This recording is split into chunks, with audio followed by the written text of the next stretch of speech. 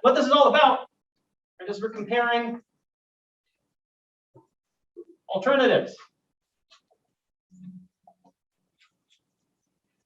What we want to know is, how can we follow the cost-benefit principle? Right? How can we choose the option for which the benefits most exceed the costs?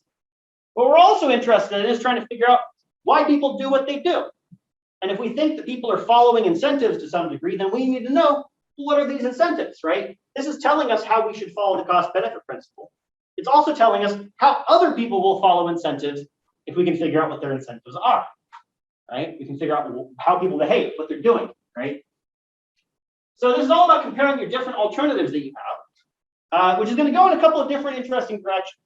So like one, what if there's more than two alternatives? Any guesses how we would do all this if we had more than two options? I just showed you how to compare two things. Wouldn't there just be more indirect benefits and more indirect costs? Maybe. That's a good guess, right? That's a good starting guess. But I'll tell you what's actually going to happen, right? So what's actually going to happen is that this is all about comparing two alternatives, right? That's what it all boils down to. But we can make those comparisons sort of one at a time, right? If you have 5 different alternatives, you can say, okay, well, how does this one compare to this one? How does it compare to the second one, and the third one, and the fourth one, and the fifth one, and so on, right? You do all that, you're still only going to find that one option is the best, right? Because you can sort of end up ranking them by which one's the best and which one's the worst. Which means that we can actually save ourselves a little bit of work here. Because if we have more than 2 alternatives, we can just cut to the 2 best. Because those are the only ones that really matter, right? If we're comparing 2 things and saying, hey, which one's the best of these? Well, if something's not something we're ever going to choose, which is really what we're interested in, right? We're interested in what are people going to choose? What should we choose?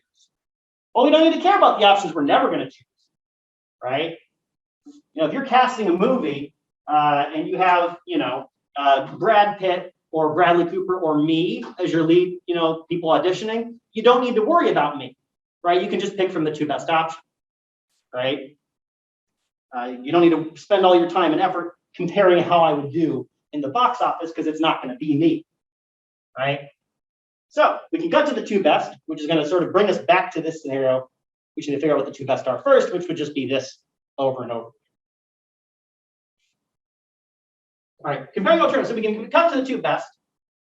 Another question. What if it's not like one thing or the other thing? What if it's a more or less? Instead of which one?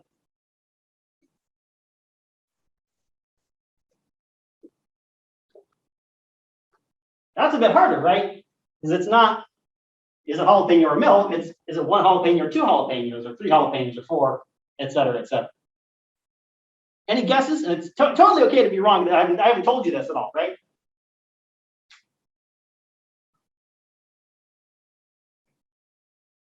Yeah. Oh, yeah, that's a good. There are some levels at which that's actually true. That's not what we're going to do in this class. But that's a very good guess. You sort of skipped a couple classes. That's good.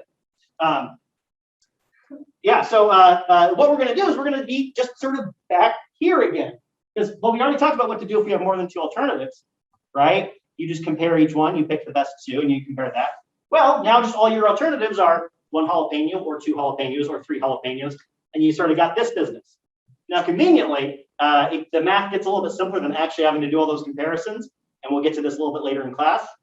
But the same idea holds, right? You're always asking, okay, what is the economic surplus of, say, 5 jalapenos